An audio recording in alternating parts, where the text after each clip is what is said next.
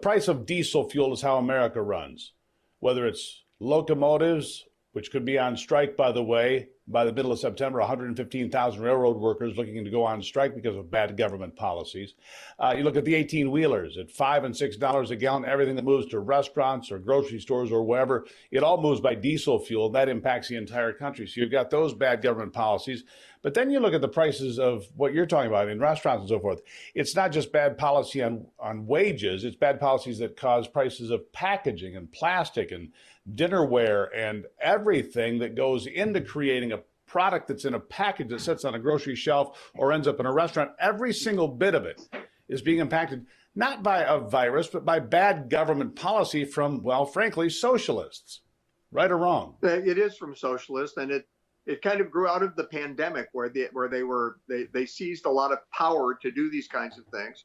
And you're now, if you're running a restaurant after suffering through the pandemic and the economic shutdown, which obviously severely hurt your business, even with the PPP loans, the problem they're now facing is after coming through that very difficult period, labor costs are way up. Commodity costs, what you put on the plate, what you bring in the restaurant, those costs are way up.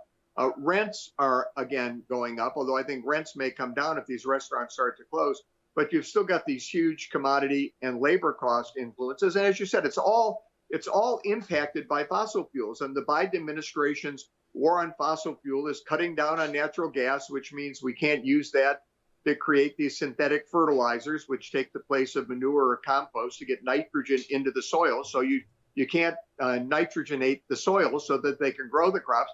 And then you've got to pay more to deliver the crops once you get them out of the ground. So it's a cascade of rising prices that are just killing American businesses. And the problem is based on liberal or socialist economic policies.